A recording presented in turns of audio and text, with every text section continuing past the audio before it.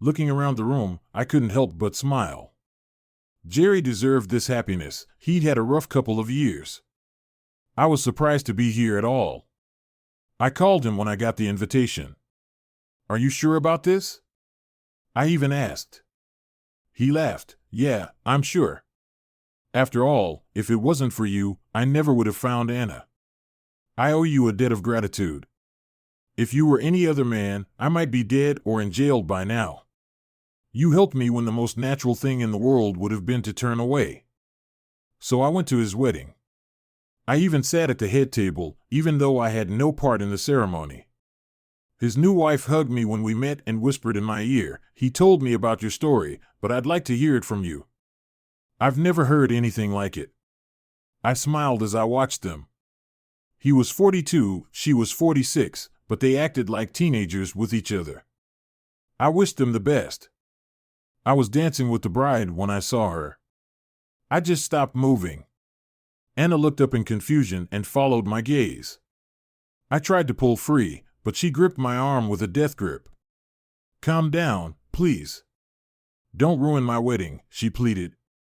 I exhaled loudly, trying to gather my thoughts. What the hell is she doing here? Does Jerry know? If he doesn't know, he's probably going to ruin everything.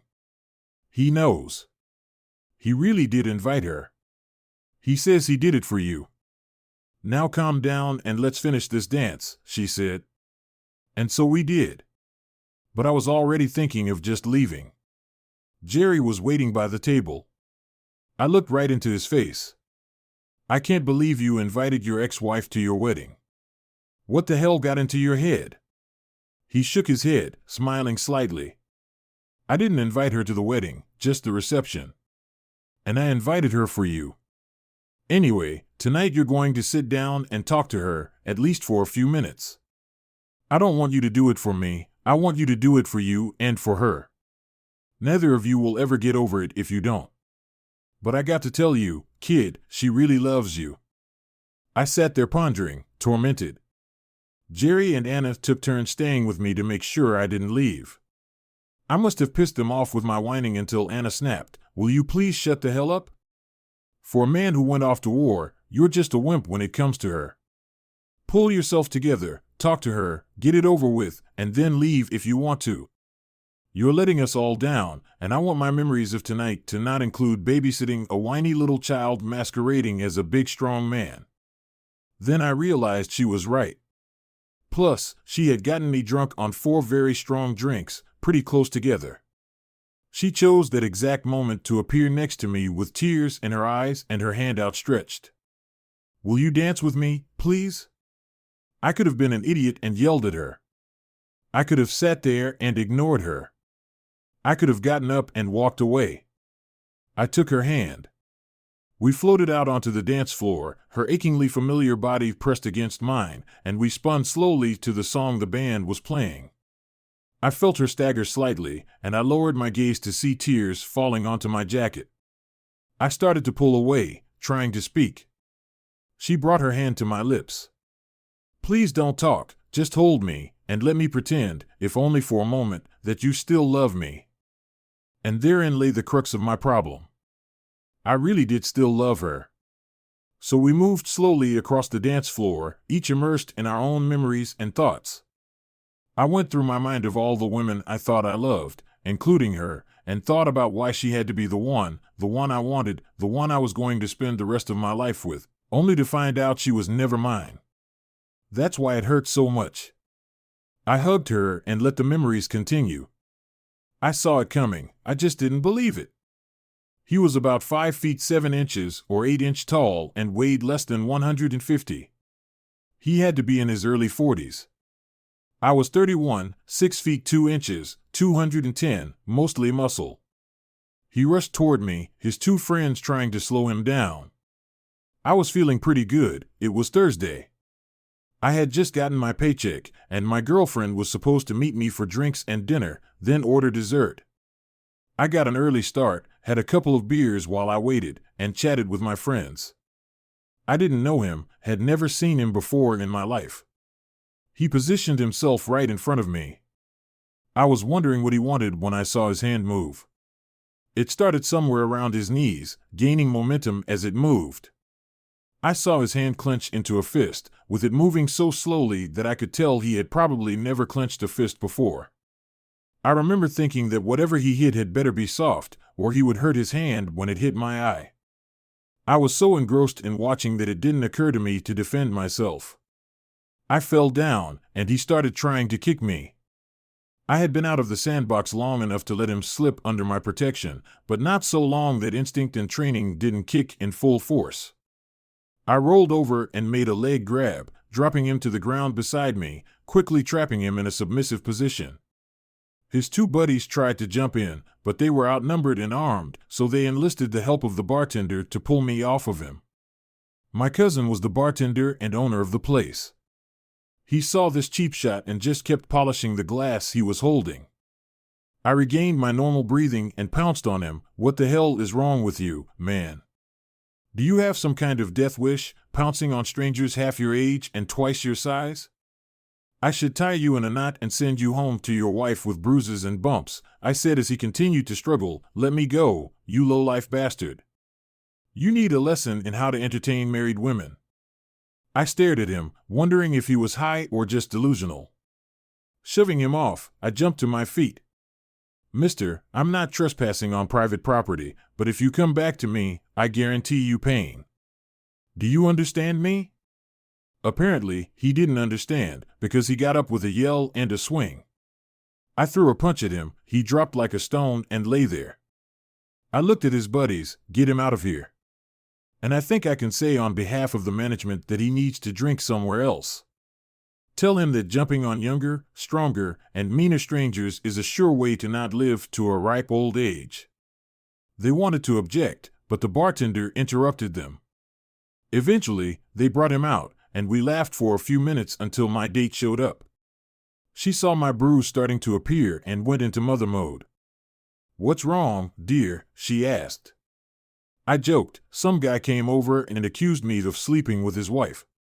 He hit me before I could react." Sad, really. He was in his early 40s, short in stature, and had no idea how to fight, but he had nerve. If some guy's flirting with his wife, he'd better be on his guard. As I recounted the episode, her face grew paler and paler. I noticed this and tried to reassure her. "Relax, honey. There's nothing wrong with me. But if you feel like kissing him to make things better, I won't mind." She immediately covered my face with light kisses and then pulled away with a smile. "There you go, Mom made everything better. No mean old man can hit my sweetheart," she said. "He had to be a pretty big man to attack you, didn't he? Notice all those fine muscles," she added, rubbing my bicep. I found out later that she just wanted me to describe him again. He was actually older than me, short in stature with a small tummy. He didn't have any skills, but he had a lot of chutzpah. If his wife is cheating on him, it could be really bad if he finds this guy. I mused. Melody fell silent again, then excused herself to the restroom, saying she wasn't feeling well. My cousin Bob, the bartender, heard most of the conversation. There's always the quiet ones, you know. He was probably living his version of the American dream, happy as a clam, and then he finds out his wife is a cheater. Those are the ones to watch out for, the ones who can kill you in a fit of rage. I've seen it to one degree or another 100 times or more. "I hope you've harassed him enough for him to leave you alone," he commented. I nodded, agreeing completely. "I hope he finds the bastard and kicks his ass. I've seen a few people go down while in the service after receiving letters from Dear John. Still, he'd better get his facts straight and be careful. He's not much for fighting," I replied. Melody reappeared, looking sad. "Sorry, honey. The hospital called. There was a big accident on the highway, and they're short-staffed. They've been begging, so I'm going to have to go there. I'll call tomorrow if I'm not too tired. Love you," she said as she kissed me on the cheek and walked out. This had happened before, as she was a trauma nurse at the local hospital. Fortunately for me, she worked 12-hour shifts the first half of the week, so she was available Thursday through Saturday. I, on the other hand, worked out of town and a lot of it. No, I don't have a high-paying executive job that has me flying around the country solving problems for megacorporations or saving the world for the government. I'm laying stone. That's right, rock, big rocks, you know? My dad was the guy. I was just talking about jetting around the country and sometimes the world, making his company big money. He was almost never around, so my mom raised my sister and me pretty much alone, and in my opinion, did it pretty damn well.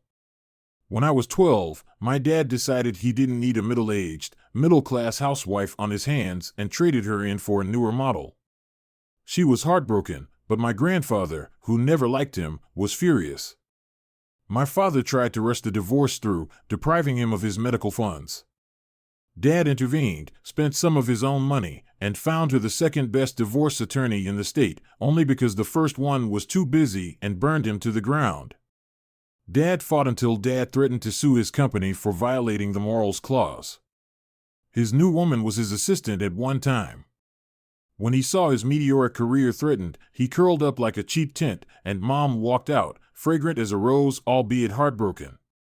Dad moved to the other coast, and we hardly saw him again until he came to my high school graduation and offered me admission to one of the best colleges on the West Coast if I agreed to move. I politely declined until he insisted, at which point I cursed loudly and physically kicked him out of our house. I never saw him again. From then on, my mom remarried to a decent man who loved her very much. Surprisingly, she ended up pregnant, and at the age of 15, I became a brother. I admired the man, and my sister idolized him. He offered to help pay for college, but didn't insist when I decided not to continue my education. Instead, I became part of the big green machine and spent 4 years in the service, a year each in both sandboxes. By the time I got out, I had a better understanding of how the world worked and was in school on military money while working for my grandfather.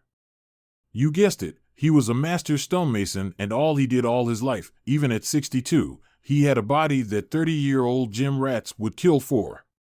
My dad couldn't leave fast enough, but I was old enough to pick up a rock. Dad would stack a bunch in the backyard of his house and reward me depending on how fast I could pick them up.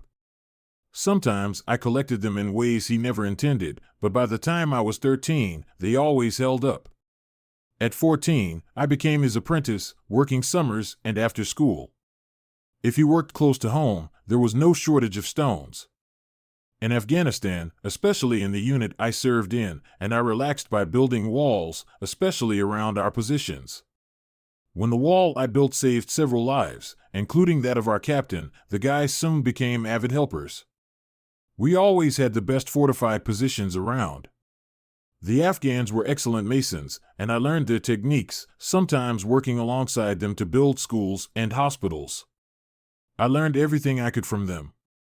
Dad took me into the business as soon as I got out. Soon, I was doing the work for him, usually just me and an assistant or two. The big jobs were usually handled by him. One of the worst days of my life came when he passed away, victimized by a texting kid. He was crossing the road and hit Pop head-on. They estimated he was traveling at 65 when they collided. Pop was in his 66-year-old Ford pickup truck, no airbags, no head restraints. His neck was broken, and doctors say he probably died instantly. No matter how he died, he was gone at the age of 66. He was going to retire as soon as he finished his current job. He and his grandmother had bought an RV intending to travel the country. Due to his impending retirement, he gradually transferred the company into my name so I wouldn't have to deal with a lot of paperwork. I was 27. Stonemasonry is a fascinating occupation. A master mason can make a lot of money, depending on the type of work. My company specialized in building and rebuilding drywalls, walls built without mortar, depending on the size and the way the stones are laid to keep their shape. This skill is not easy to learn, and we were the best in the region. My grandfather, before he died, made a deal with the state university system to repair the walls on the 5 oldest campuses. Some of them were over 300 years old and had fallen into disrepair or collapsed completely. I had a crew of 2 master masons and 3 or 4 journeymen at each site. We paid the journeymen from $15 to $20 an hour, depending on their skill level. As they progressed, their wages increased, of course. It took years to become a master, but as I said, the pay was excellent. The question arose as to whether I could keep my contract, but I convinced them to believe in me. Look, Pop was practically an administrator before he passed away. The same masons with the same skills are still working. I guarantee the work won't suffer. They ended up keeping us, mostly because the company was in my name by then, and they'd never complained before and knew it would be hard to replace us. Bricklayers are rare, and really good ones are even rarer. I hated being a manager without being able to lay stone on a regular basis. I solved the problem by hiring my sister, Becky. She could actually lay stone pretty well and could spot shoddy work a mile away. She had just graduated with a business degree, and there weren't many good jobs available, so she took the job for the experience, if not more. We still had to hold meetings and check the books, which we planned to do in conjunction with weekly family dinners. My stepfather, Jerry, was an accountant, and Dad liked him so much that he gave him our business when he married Mom. Grandma was always there, and she and Mom participated in discussions with years of experience to lean on. My younger brother, Jerry Jr., was 15, and I had already promised him a job for the next summer. He would start at the bottom, grinding stone like all the apprentices. He had an amazing knack for math, and I was sure he wouldn't become a Freemason. It didn't matter, accountants were valuable people too. I was 30 years old when I met Melody one Thursday night. She came to a bar with some friends. We both felt an immediate attraction, almost lust at first sight. Billy, my cousin and the owner of the bar, invited live bands on Thursday, Friday, and Saturday nights.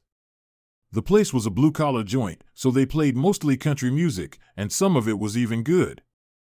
I watched Mel dance a few quick numbers and admired her grace. She walked up to the bar just as the band started a slow song and ordered a portion for her table. When the music started, she grabbed my hand. I don't want to waste a good slow song, and yes, I'd love to dance with you. Thank you for asking. I was so surprised I couldn't even speak and stumbledly followed her while my friends laughed. The slow dance with Mel should have been mandatory for the graduating class to show how it should be. Of course, if that had happened, there would have been a lot of wet spots on a lot of jeans. This woman just pressed herself against you, leaving no space between you, moving with you so gracefully that it felt like you were alone except for the extremely pleasant warmth and feel of her body. I think I fell in love with her before the first song was even over. She was tall, about 5 feet 9 inches, and when she put on her 5-inch heels, she could look me in the eye. When the dance was over, she wouldn't let go of my hand and pulled me to her table. I met her friends, but I still can't tell you their names. The band stopped 45 minutes before closing time, and we were able to talk without yelling. Her friends were tired of waiting and were urging her to go home.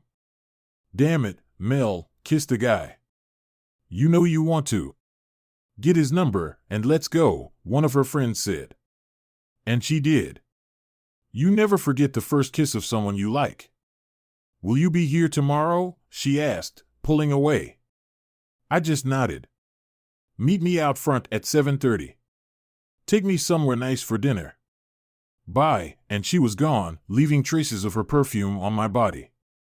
And the taste of her lips on mine. I got up and wandered back to the bar where hell was waiting for me from the guys. Not a bad game, Bandit Billy laughed. If she held out a hoop, I think you'd jump through it. I got that nickname because my real name was Jesse James. My father chose it, saying he admired his Robin Hood image. One day I found information about him. Many historians recognize him as the first sociopathic criminal in American history. I didn't care why, I didn't care how. I cared that she chose me, but I was incredibly wary. You see, I didn't have the best track record with women. I'd had 2 serious affairs after high school. The first ended when she explicitly told me she wasn't going to wait for me while I was in the service. I'm 19, you may not come back. I don't want such an uncertain future. I really care about you, and if I'm still single when you come back, maybe we can start over. Well, I hated it, but I understood. We met again when I got home, but we had both changed, and the magic was gone. We realized this pretty early on and parted as friends. The second one I met in college. She was the star of the volleyball team, tall, muscular, attractive, and the most arrogant woman I had ever met. Someone once told her she was special, and she believed it for the rest of her life. The volleyball team won the national championship several times at a school where the basketball and football programs sucked. This made her the queen bee, and both staff and students obediently followed her every whim. Everyone in town knew who Cindy Tolliver was. I wasn't a troll either, 6 feet 1 inch thanks to military training and work. I was as hard as the rocks I lay on and even had impressive abs. Not that I ever took my shirt off, except on the job. Sandy brown hair with hints of red due to being outdoors so much, and blue eyes that were so pale they almost seemed gray. I also had a perpetual tan due to being outdoors so much. The beauty of drywall construction is that it can be done even in cold weather because you don't have to worry about the mortar setting properly. So we worked all year round unless the ground was so deeply frozen that we couldn't lay the stone properly. I did most of my classes in the winter. Cindy was so used to getting her way that it shocked her when someone turned her down. It just so happened that I was the one who said no that day. We were at a popular bar and grill off campus. The food was delicious, the prices were reasonable, and the place was very crowded during happy hour. I sat at a large table by myself, everyone else was busy with the crowd. They had really good food, and I was halfway through a great cheeseburger when she and her entourage walked in, 2 more women and 4 guys. Looking around, she soon discovered that the only available table belonged to me. She approached me. "My friends and I need a table, and you only have one free. Would you mind giving it up so we can sit down?" She smiled falsely, assuming I'd be happy to disappear for her pleasure. "Yes," I said with a smile, continuing to eat. She assumed that yes meant I would leave, but yes meant I was okay with it, so I kept eating. After a minute or two, she snorted. "Are you going to leave or what?" "We're waiting. When I'm done, or a smaller table becomes available, I'll gladly give it up. Or, since I have so much room, you can all join me. You can go stand at the bar," one of the guys said loudly, pouting slightly. I smirked. "Boy, don't you know that standing while you eat will make your legs even bigger? I'm already having a hard enough time finding a decent 14-year-old girl, no need to push it." "Maybe I should make you go," he growled. He looked to be about 5 feet 10 inches and in pretty good shape, but his posture and attitude said he didn't know how to do anything.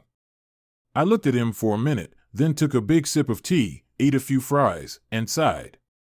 "Okay, I see 3 possible outcomes. 1, you kick my ass, and people think you're a jerk since you started a fight with someone minding their own business. 2, I'll beat the dog crap out of you in front of your friends, and everyone will think you deserve it for being a first-class jerk. Or 3, you can leave me alone while I finish the last 2, and I'll go. Why don't you let your friends sit out while you go order drinks? I'll be gone by then." He pouted. Cindy watched this exchange with amazement. She held up her hand. "Stop it, Brian. I think this could end badly for you if you don't do as he said. Order us drinks, we'll be right here if this gentleman wants to share." By then, I was done. I stood up, pushing back the chair for the girl closest to me. "Please, take a table. I'm already done anyway. Have a nice evening." I reached for the column next to the table and pulled out my cane. My leg was in a cast, the result of one overeager student trying to show off in front of me. He ended up dropping a 65-pound rock on my foot, breaking 2 bones. That's why I needed a table, I couldn't stand at the bar. Her eyes widened. "Please stay and let us buy you a beer." "Thank you for the offer, but I have to decline. I can't drink right now because it might interfere with my medication," I replied. Brian came back, saw the cast, and smirked. I realized he thought it would be easy with me. Sure enough, he followed me to the car. You think the cast will save you? It will only make it easier. I'm going to.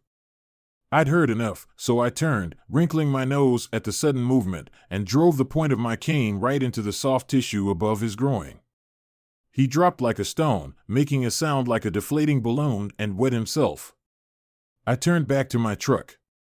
Don't get up until I pull out of the parking lot. If you do, I'll assume you intend to hurt me, and you won't like my response. Grow up before you get grabbed by someone not as patient as me. He was still lying there when I went outside. I didn't know it, but Cindy and her friends noticed his absence and came out to rescue me. They managed to witness our little conversation. They picked Brian up, dusted him off, and Cindy pestered everyone in the restaurant for information about me. Cindy took the trouble to find me. She didn't have much luck because I was in mostly night classes and didn't socialize with the university crowd. I was older, much more mature, and goal-oriented through service rather than the college experience. She eventually tracked me down by stalking the bar and grill. When I walked in, she stood up, pointing to an empty chair. Great, you're here. I saved a seat for you. She pointed to the only empty chair at the table. I looked around the room. There were other empty seats, and I was about to head over to one of them when she put her hand on my shoulder. Please, she said, not using the word often, just for a moment. We owe you an apology. Brian was an idiot, and that's one of the many reasons he doesn't hang around with us anymore. I thought I caught the sincerity in her voice, and I sat down. To my surprise, I discovered that she and her friends were not airheads. One was studying political science and had received a good offer from a lobbying group upon graduation. Another was preparing to attend Yale University, and a third was going to work for her father after getting her MBA from Wharton. Cindy was majoring in sports psychology, a degree that would come in handy after her career as a professional volleyball player was over. It was a pleasure to watch them fend off fans as they discussed the profitability of new sports in the context of their future and occasionally asked for my opinion. If I could, I answered their questions. If I couldn't, I talked about it. I told them I was too busy with my business to watch many sports, especially the new extreme sports. This led to questions about my line of work, especially from a business professional. Wow, you're talking about a niche market. Is that good money? What's your business plan? How much of the market do you control? I raised my hand to stop her. It's great money. I may never be rich, but I'll be very comfortable. My advertising is passed on by word of mouth, and my kind of work isn't affordable for everyone. I work with multi-million-dollar properties most of the time. Right now, I have 2 big projects for real estate developers, plus a restoration contract for the state college system. With the crews I have now, I've been working for almost 2 years, and I'm flying out tomorrow to talk to college systems in 2 states to do the same thing for them that I'm doing here with the crews I have now. That will add another 2 or 3 years of work. I'll probably interview and hire some local masons to get the project started on time. Even when the economy went south, since I usually work for the rich, I still had a steady job. Everyone sat back, surprised. Becca, majoring in business, spoke first. I'm just writing a paper on the viability of niche businesses. I think I'll dig through everything I already have and do a paper just on your business if you'll let me, please. I thought for a second and grinned. Sure, it'll be more free advertising for the business. Just be warned that most of the work is out in the field, so you may have to travel if you want an in-depth analysis. She grinned. Not a problem. One of the perks of having rich parents is free money, especially if I tell them it's school-related. Cindy frowned at the thought of following me around, but prudently said nothing. I found out later that she tried to talk her out of it. Becca refused. It's a good opportunity, CEN. The report will look good on my Wharton application, and I don't plan on dating him. She smirked slightly before continuing. What he's planning is another matter entirely. She was a beautiful, determined woman used to getting her way. I was more calm and non-confrontational, inclined to go along unless it conflicted with my values. The inevitable happened, and we slept together, beginning a fairly intense 2-year relationship. I led her on, realizing early on that the only way to keep things fair was to get her off balance. If she got too comfortable, her my way or else attitude would come out. I explained it to her. You may be the queen at school, but to me, you're just another girl. You're beautiful and I'm attracted to you, but I'll never be your doormat. I look at a serious relationship as a partnership with pros and cons. Everyone has strengths and weaknesses. In an ideal relationship, the weaknesses and strengths should balance each other out, and each partner should take the lead from time to time. Do you understand? She smiled at me, half smirking. Oh, I understand, and I intend to be your queen before we're done, just as you will be my king. Those were the words I needed to hear. So, for 18 months, I climbed the mountain, only to find that there was nothing but sheer rock at the top. I think she would have been willing to sleep with him on the first date if I had pushed her, but I made her wait, which was part of my plan to get her off balance. We escalated to manhandling, but I always stopped, which upset her a lot. Eventually, she got tired of it. One night when I got her to the brink and stopped, she exploded. Damn it, Bandit. Time to man up and do me. What's the matter? Don't you think I'm fit? I can give you some references, or are you afraid you won't be man enough to please me? Don't worry, baby. I'm ready to train you the way I like. I think she realized she was overreacting, judging by the look on her face. She started to try to apologize, but I interrupted her. Don't worry about it, Sin. I've already had several of your acquaintances describe to me in great detail how skilled you are. I'm not as experienced as you, but I've never had any complaints. It's very kind of you to offer to share your experience with me. Just like in volleyball, the more you practice, the better you play, and we already know how good you are at it. I paused, thinking I might have gone a little overboard with experience, and as kind as your offer is, I think I'll decline. I bid you good night. She begged and pleaded as I left her apartment and even tried to physically stop me. She was a big girl, strong, but I had been lifting a rock for too many years, and I easily broke her grip. I didn't see her for 2 weeks despite her calls, texts, and emails. It just so happened that I had a deadline and had to work weekends. Anyway, her last 2 emails were pretty nasty. She wasn't used to rejection and didn't handle it well. Back in town, I ran into Becca, a business student, and Carol, her law school friend, at a bar and grill. I was sitting alone when they came over to my table. Carol grinned widely. So, is it true that Cindy dumped you? Becca saw my face tense up and giggled. Look at the look on his face, Carol. I bet if the truth be told, he dumped her, didn't he, Jess? I adopted an indifferent expression on my face. I'd say it was a mutual breakup. Let's just say our ideas about relationships were too divergent. Ha, she said. I'd guess it was more like her telling you to jump and you explaining that you didn't like hoops. Whatever it was, it shook her up a lot. She's been a screaming mess ever since you disappeared. Coach threatened to bench her if she didn't pull her head out of her ass. Oh well, speak of the devil. Just then, Cindy walked in with a basketball in her arms. She looked at us sitting together and snapped, leaving the basketball player in the dust. She stormed over to us. He walked behind her, trying to take her hand for the second time.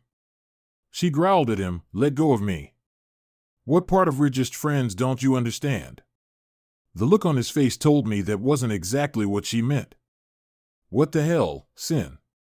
Why are you so hung up on that redneck? He was already stupid enough to dump your ass. One day he's a loser. I bet he'll never be able to support you in the style you deserve like I do. Becca nearly fell off her chair with laughter. What was it Bugs Bunny used to say? Oh yeah, what an idiot. You're not even out of high school yet, and your chances of getting into the pros are slim at best. Depending on your specialty, it could be years before you make decent money. Jesse now owns his own successful business and has for many years. He makes well over 6 figures, and that number is growing every year. Not bad for a redneck, huh, Dustin? He was about to object angrily when Carol interjected into the conversation. "Dustin, whatever you're thinking, stop. Look at him. He didn't gain those muscles at the gym. Besides, he's been in combat twice, so he knows how to wound and kill people. He probably wouldn't have any trouble taking you apart and putting you back together a foot shorter. Maybe you want to sit at the bar while he and C talk. Come on, Becca, and I will keep you company." They walked him out, complaining. Sin sat down and just stared at me for about 3 minutes before she spoke. "The worst thing about people spoiling you is that it works. I know I'm arrogant and a total control freak. I know I can't stand being told no. But, Jess, I'm a good person. I'm in college. Hell, you know I can learn. Why don't we start over?" I sat there pondering. She was the kind of person who didn't know how to appreciate silence, so she started again. "I regret that night. I was brainwashed into thinking I was a great gift and should be appreciated. I know I'm just a girl, a beautiful girl, but there are plenty of prettier, better built, smarter, and more understanding girls around. Becca and Carol, for example. They've made no secret that if we really went through with it, they're interested.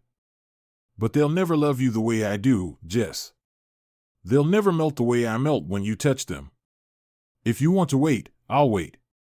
You set the pace, I'll follow your lead." 4 months later, she wanted to see where we were going. They didn't win nationals that year. She blamed it on me, saying I was distracting her with extra training and keeping her energy level low. She was due to graduate and had a very attractive offer to join a seasoned pro in beach volleyball. The pay was pretty good, but as she explained, the money was more in advertising, personal appearances, and television. She wanted to work for 3 years to save enough money to continue her studies to a PhD. After several long conversations, we decided the smartest, hardest thing to do was to get married. She swooned when I popped the question and gave her a ring. We decided to hold off on getting married until after her first year of employment. I hoped she would be fed up by then and leave to focus on her studies. I could afford to pay for her. She was from a single-parent family, and her father couldn't afford to help her. We spent a glorious month together.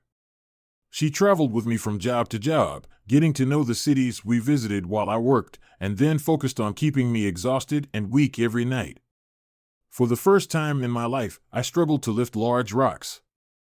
My crew would chuckle and tell me that if I didn't exercise after work, I would regain my strength. That's why I pay you money to lift weights. There's no way I'm giving up my exercise program. Now get those rocks over here. When she left, I felt really screwed up. She clung to me and cried like a baby. I had to almost pull her away from me so she could get on the plane. It was really hard because I didn't want her to leave. "If you don't like it, honey, come home. You know I have money for your tuition," I said, and she sighed and hugged me tighter. All my life, people have taken care of me. My father, then school, now you. For once, I need to prove that I can take care of myself on my own. Besides, I signed a contract. I must perform this season. I didn't like it, but I understood. The first year was hard for both of us. She performed very well. She and her partner took the top spot in the standings, and as they won more and more, their money grew. I watched it on TV, and I didn't like the thong they wore at all. It spelled out in the contract, honey. The manufacturer offered us an ad campaign because of our popularity. It's a good number. Honey, you don't mind, do you? How could I not support her? It was taking up our time, but we were getting by. It got to the point where we were only together once a month for 3 days. I was counting the days until the end of the season. She came home, and we tried to catch up. Mom hinted at grandchildren. It seemed my sister and I had something in common. We both liked girls. That explained why she hung out with us so often. She wanted to hook up with any of Cindy's friends. She had a couple of teammates Beck managed to hook up with once, but they broke up because neither of them wanted to get into a relationship. Eventually, she found a nice quiet girl, and they got married. In addition to nagging me, after my mom came to terms with Becky's choice, she started hinting to her that they should either adopt a child or do artificial insemination. They were considering it. After 4 glorious weeks, she became sullen. I put up with as much as I could before confronting her. "What's going on, son? Don't try to brush me off. We're going to sit here until you tell me." She was quiet for a bit before telling me I signed a contract for another season. They doubled our money, and the exhibition is worth a lot more. "I'm sorry, honey, but I have to do this for me. Please don't be mad." I wasn't angry, I was furious. We bickered most of the time until she left. "Why can't you be more gracious just this year? I swear to you, I've been supportive all last year. You made promises then, remember? So much for your word when it comes to money," she said, and then she broke out into a scream. I was only half listening to her, and after about 10 minutes, she realized I wasn't hanging on to every word. She stopped immediately, and in a quiet voice, she tried again. "I guess I deserve it. Tell you what, I'll write a contract. If I don't stop next year, the marriage is off. Please, Bandit, it really means a lot to me." I just looked at her. "You don't need a contract. If you don't stop next year, I'm out. Do you understand?" She went a little pale and made a bunch of promises she didn't keep. At the beginning of the next year, things got even better for them. Her partner, Jen, called and thanked me for letting her play. "This is my last year on tour, so if she doesn't find a new partner, she'll be done too. I plan to teach. I've already found work as a high school math teacher and volleyball coach in a small town in California. I've always been a fan of beach vacations. Maybe I'd find a nice quiet guy and remarry. But if we had an arrangement like yours, maybe I'd still be married." I didn't know she was divorced. I knew she was married and that he didn't like her absence. When Cindy told me this, I threw her a reproachful look. She took the hint and fell silent. "What agreement, Jen?" The way I said it made her pause. "You know, about your understanding." I let the silence linger, and she got nervous. "I'm sorry, I didn't make myself clear. I didn't mean understanding, I meant your understanding. She's very lucky to have you. I have to go now, watch us on TV." The whole conversation made me feel a little uncomfortable. The first time she was home, I asked her about it. "Don't worry about it, honey. She's gotten a little scatterbrained since the divorce. I think it hurt her more than she wants to admit. Believe me, I won't make the same mistake she did. I love you too much." When I asked her what those mistakes were, she was a little miffed.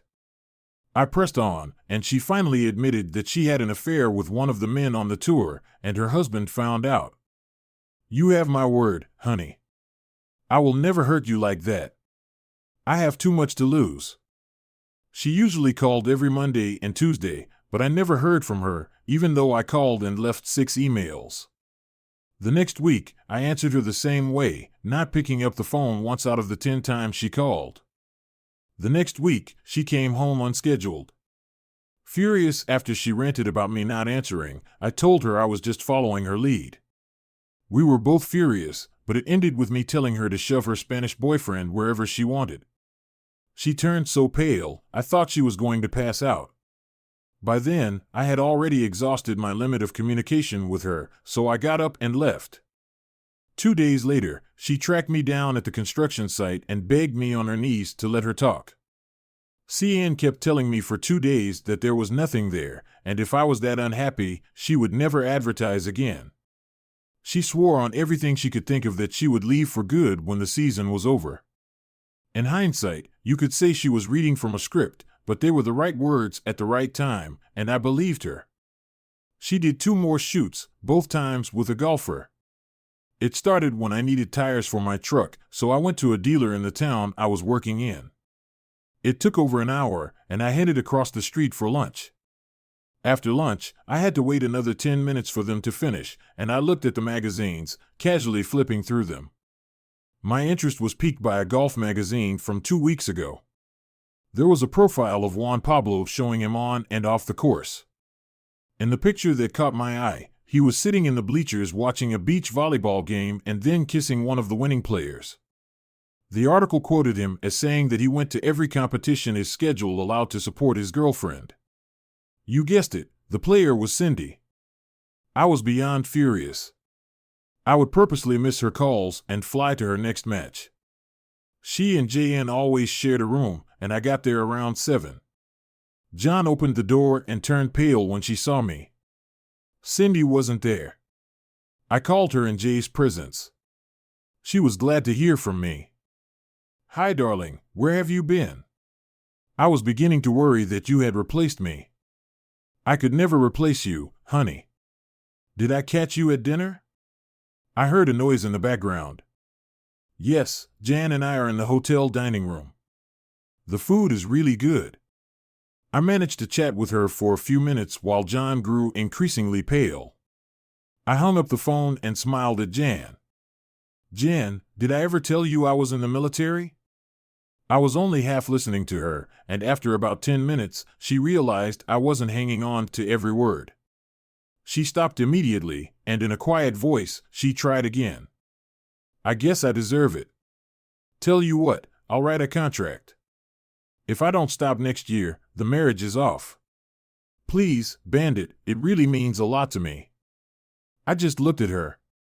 You don't need a contract. If you don't stop next year, I'm out. Do you understand? She went a little pale and made a bunch of promises she didn't keep. At the beginning of the next year, things got even better for them. Her partner, Jen, called and thanked me for letting her play. This is my last year on tour, so if she doesn't find a new partner, she'll be done too. I plan to teach. I've already found work as a high school math teacher and volleyball coach in a small town in California. I've always been a fan of beach vacations. Maybe I'd find a nice quiet guy and remarry. But if we had an arrangement like yours, maybe I'd still be married. I didn't know she was divorced. I knew she was married and that he didn't like her absence. When Cindy told me this, I threw her a reproachful look. She took the hint and fell silent. What agreement, Jen? The way I said it made her pause. You know, about your understanding. I let the silence linger, and she got nervous. I'm sorry, I didn't make myself clear. I didn't mean understanding, I meant your understanding. She's very lucky to have you. I have to go now, watch us on TV. The whole conversation made me feel a little uncomfortable. The first time she was home, I asked her about it. Don't worry about it, honey. She's gotten a little scatterbrained since the divorce. I think it hurt her more than she wants to admit. Believe me, I won't make the same mistake she did. I love you too much. When I asked her what those mistakes were, she was a little miffed. I pressed on, and she finally admitted that she had an affair with one of the men on the tour, and her husband found out. You have my word, honey. I will never hurt you like that. I have too much to lose. She usually called every Monday and Tuesday, but I never heard from her, even though I called and left 6 emails. The next week, I answered her the same way, not picking up the phone once out of the 10 times she called. The next week, she came home unscheduled. Furious after she ranted about me not answering, I told her I was just following her lead. We were both furious, but it ended with me telling her to shove her Spanish boyfriend wherever she wanted. She turned so pale, I thought she was going to pass out. By then, I had already exhausted my limit of communication with her, so I got up and left. 2 days later, she tracked me down at the construction site and begged me on her knees to let her talk. CN kept telling me for 2 days that there was nothing there, and if I was that unhappy, she would never advertise again. She swore on everything she could think of that she would leave for good when the season was over. In hindsight, you could say she was reading from a script, but they were the right words at the right time, and I believed her. She did 2 more shoots, both times with a golfer. It started when I needed tires for my truck, so I went to a dealer in the town I was working in. It took over an hour, and I headed across the street for lunch.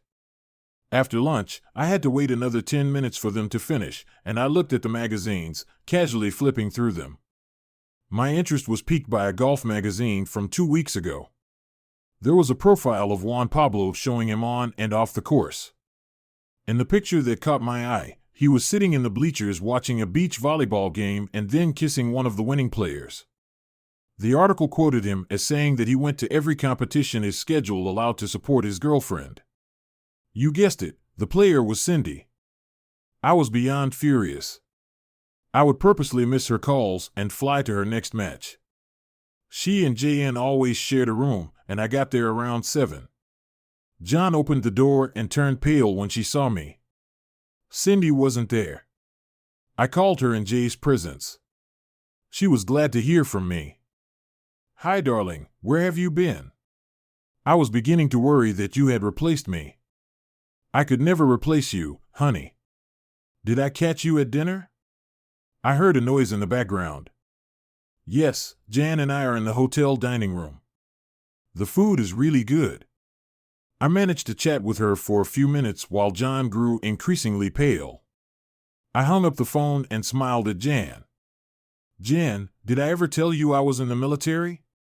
I found out the next day. When I watched a small portion of the tournament he was playing in, the announcers made a big deal out of it, saying he might make it through the rest of the season, explaining that it was just an accident among friends. The rumor mill in both sports kicked into gear immediately, and he used his injury as an excuse to fly home. The following season, announcers discussed his new single status. I didn't say a word to anyone, but many other golfers and announcers were staying at the same hotel, and it was impossible to keep quiet. Jan and Cindy played the next 3 games poorly, each time losing in a row. At the end of the season, Jan actually retired, and Cindy signed with a new partner fresh out of college. She played 4 more seasons before quitting and getting her PhD. For about 3 months, she tried to get me to talk to her, telling my mom that she was flying in and we would talk, even if she had to force me. My mom laughed and told her off, but she never flew over. That was it. Not very original. The same thing probably happened 100,000 times every day all over the world, but it was my world that was shattered. For 2 years, I had a deep distrust when dealing with a woman. Then I met Melody, and she came back into my life. As I mentioned, she worked as a trauma nurse at a local hospital, working 12-hour shifts on Monday, Tuesday, and Wednesday, and on call every other week. I thought it was fate because all she did was work, and I was usually out of town for at least 4 days, so our free time usually overlapped. We got off to a slow start, a few dinners out, dancing at better clubs than the bar we met at. We watched a few girl movies, went to a museum, a baseball game. She was up for anything. But then again, it was only a matter of time before she looked into those big, beautiful eyes, and I would fall all over myself trying to please her. We never saw each other on the days she worked, although she always called me when she had a break. She lived with 2 other nurses, and they agreed never to bring their boyfriends home.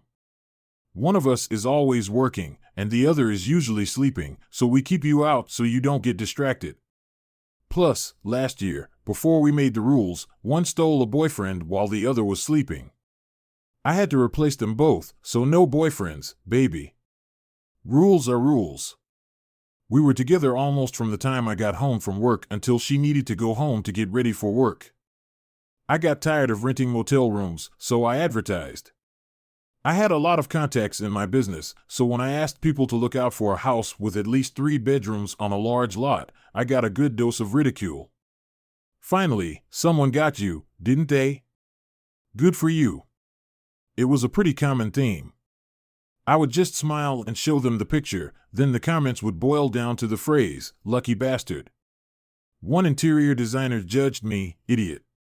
Don't you know that 99% of the time it's the woman who chooses the house? Maybe you should keep her in the loop." I took her advice and, armed with inside information about houses in disrepair or homeowners looking to get rid of one due to the economy or divorce, went looking under the pretense that I wanted to spend as much time with her as possible and needed a woman's perspective. I took her along. She wasn't impressed with the first 5 houses, but on the second weekend, we walked into a 4-bedroom house on 3 acres on the outskirts of town. She walked around the house, touched the appliances. She really liked the large kitchen. She liked the layout, where the master bedroom was on one side of the house away from the rest of the house, allowing for privacy. We walked around all 3 acres, found a small spring, and she touched some large trees. "What are you thinking about?" Mel looked at me with misty eyes. "Tree houses." The next week, I took the next week off and started the paperwork.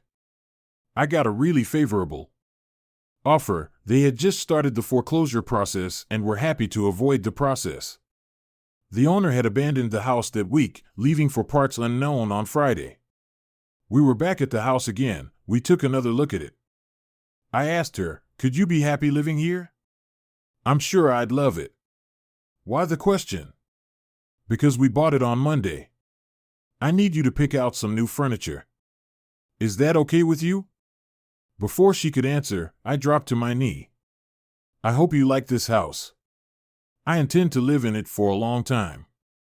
A long time with you by my side. I'd like to have to use 1 or 2 bedrooms someday. All you have to do is say yes." I held out a ring, a traditional, simple ring with a stone on top. She surprised me by fainting on the kitchen counter. Melody recovered quickly. There were tears in her eyes. I didn't get the response I was expecting. "I love you, Jesse, but I can't marry you right now. I'm begging you to give me time. I have some things to do before I accept your proposal. Please, and I'm begging you for this, give me 6 months and ask again."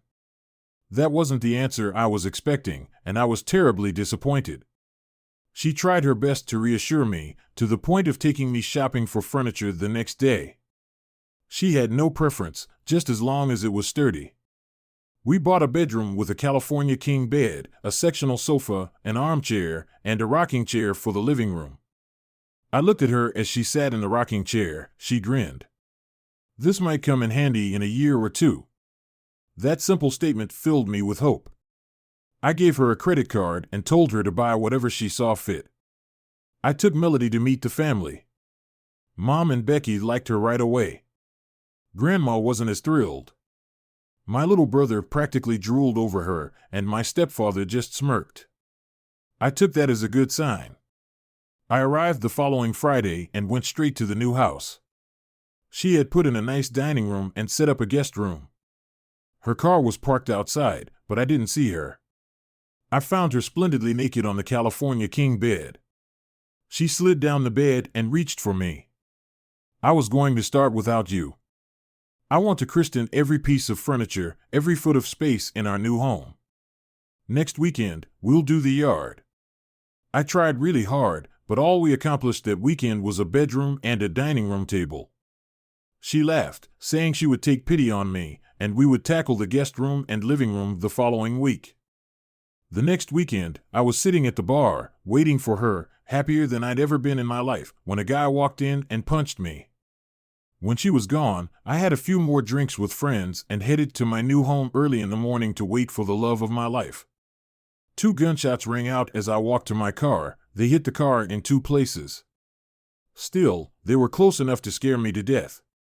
Instinct kicked in, and I fell and rolled behind the SUV. I heard a guy approaching, crying and cursing. Peering between the cars, I rolled under the SUV, jumped out, and crouching, ran to the next line of cars. "Goddamn bastard! I'll make sure you never screw up another husband." His voice shook with rage, and I realized he was pretty drunk, judging by the slurred speech. I got a good look at him as he passed under a streetlight in the parking lot. This was the same guy who hit me, and I realized it wasn't an accident. He was after me. My stepfather used to say, "Never leave a live snake behind you," so I lurked and waited. He was almost level with my hiding place and looking the other way, so I carefully threw my shoe behind him, which slipped off my foot. The slight noise made him flinch, and as soon as he turned his back, I was at his side. I grabbed his hand, which had the gun in it, and yanked him back hard. The pressure made him release the gun, and after that, I beat the crap out of him. Realizing that if I didn't stop, I was going to destroy him, I let go of him and stood up. He was cold, so I picked him up, threw him in the back of the truck, and drove off. Eventually, ending up in front of an abandoned barn in the middle of nowhere, he was starting to come around when I lowered the back door and pulled him out by his feet, listening to his head hit the gravel as he fell. It knocked him out again. He came to his senses when I splashed some water in his face that was in the cooler in the back of the truck. He turned his head, eyes widening in horror as he realized he was motionless. I didn't intend to destroy him, but I wanted to scare him to death. A .32? Really? You can only piss people off with a weapon like that. I know it helped me now.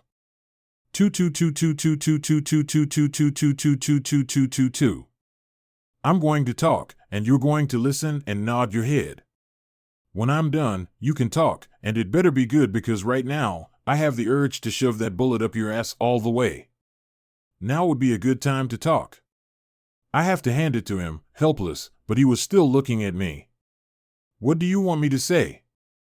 I'm okay with you entertaining my wife? That's never going to happen, and sooner or later, you'll stop looking, and I'll get justice. Better destroy me now. I looked down at him. He should have been terrified, but he wasn't backing down. I even admired him. I grabbed him, put him in the back seat, and held him by the front of his shirt, slapping him methodically. I'm not entertaining anyone's wife. What can I do to get you to leave me alone? The humor in this situation disappeared very quickly. Back pocket, he sighed. Take out my wallet. Tell me that's not Melody in the picture. If it isn't, I'll apologize, and you can do whatever you want to me. I can't describe how I felt when he said her name. Denial raged in my head as I pulled out my wallet. Already knowing what I'd find, there it was, her, younger, slightly thinner, smiling for the camera as she posed in her wedding dress with her husband. Sighing, I took a seat next to him. He looked pleased. Is that her, you bastard? Never mind. I can see in your face that it's her. You really didn't know, did you? How does it feel? I hope it sucks as much for you as it does for me. We talked, and after 15 minutes, I let him go. I pulled out the bottle of straight rye whiskey I'd bought earlier for the bar in my new house, and we proceeded to get drunk. I woke up as the sun hit my face, and as I pulled myself up, I saw that he was holding a .32 caliber pistol and looking at me. Fear seized through me as he grinned. He put the gun in the toolbox. You're right. It's not a very good weapon, but I wouldn't want to be shot with one of those. And we talked again, in the back of the truck. I apologized again and was surprised when he brushed me off. I always knew this would happen sooner or later. The age difference and the fact that we like the same things had to play a part. And then there's the fact that I'm away every weekend. She had plenty of time to play. Well, that explained her free time. He worked as a trucker, specializing in dangerous goods best hauled on weekends and at night to avoid traffic jams. It paid well, but he wasn't home Thursday through Sunday night. What are you going to do? He looked at me in surprise. Divorce her, of course. She's yours now if you still want her. I drunkenly admitted my marriage proposal to him. I shrugged. How could I ever trust her? This is the second time something like this has happened to me. No, it's over between us. It hurts, but I know from experience that it can be gotten over. I drove him back to his car, reminding him to get his gun when he got out. Keep it. I don't think I needed to remind you that it could have gotten me killed. When he got in the car, I asked him again what he was going to do. You're in luck. You can just walk away, and I'm going to have to get a divorce. I'll try to keep it simple, no guilt. You go your own way and leave me alone. No kids, so there shouldn't be a problem. If that happens, contact her, tell her you're going to charge her with adultery, and I'll act as a witness. It might make the case easier. He looked up in surprise and slowly held out his hand. I leaned out the truck window and shook it. Sorry, man, he said, started the truck, and drove off. I watched his taillights disappear. Me too, I said to the empty space, then drove in the opposite direction. I walked up to my grandmother's house, got in the van, and drove off. I wasn't hiding from anyone, but I knew I needed to wait a little while before I talked to her. Hitting a woman was out of character for me, but I didn't mind the verbal reprisal. I pulled to a stop and sent her an email. Melody, I'm not running away, but you really don't want to be around me right now. Don't look for me. I'm out of town and won't be back until next weekend. I'm going to spend that time thinking about our relationship. You remember them, don't you? The one that was based on lies. Call me next weekend, and if I can contain my anger, I'll try to listen to everything you have to say. But don't expect me to believe much. She immediately sent me a short reply. Thank you for at least agreeing to let me talk. There's a lot you didn't know about me, and there's a lot I'd like to tell you. Unless you say otherwise, I'll be at your house next Saturday at 4 o'clock. And Jess, believe it or not, I love you. I thought and pondered all week. My guys had some understanding of what was going on, so they forgave me for acting like an egregious jerk the first few days. As Saturday approached, my sense of dread grew. At least she wasn't dressing up and trying to lure me into bed. I didn't let her walk into the kitchen, forcing her to sit across from me at the kitchen table she'd spent 2 weeks trying to pick out to be perfect. She started to speak, but I held up my hand. Ground rules. Don't tell me how much you love me. Don't waste our time with a bunch of apologies. Just explain to me, why did you go to bars and date guys while you were married? Do you really think I can go on living my life wondering where you are while I'm working? You could get out of bed with someone else and, after showering and freshening up, meet me at home, dragging me into bed for a shot of sloppy seconds. Would you be able to live like that? If it was something you were interested in? Tears came to her eyes, and she sobbed quietly for several minutes before she pulled herself together. The look on her face was complete. I've already lost you, haven't I? I didn't answer her. Then she squared her shoulders, looked me in the eye, and began, I guess it doesn't matter anymore, but I'll tell you anyway. I grew up in poverty, and the expression trailer park trash fits my childhood just right. My mom left before I was old enough to remember myself, so I was raised by my dad and 2 older sisters. I was a baby born when both of my parents were in their 30s. My sisters were in their teens when I came into the world. Dad was a complete alcoholic and never once in his entire life told me he loved me, she sighed, remembering. He eventually died of liver disease when I turned 18. My sisters already had families of their own, then one married for the 2nd time, the other for the 3rd, so as you can see, I didn't have what you might call good role models in my life. Then I met Jerry. I didn't love him, but I respected him, and I knew he would take care of me.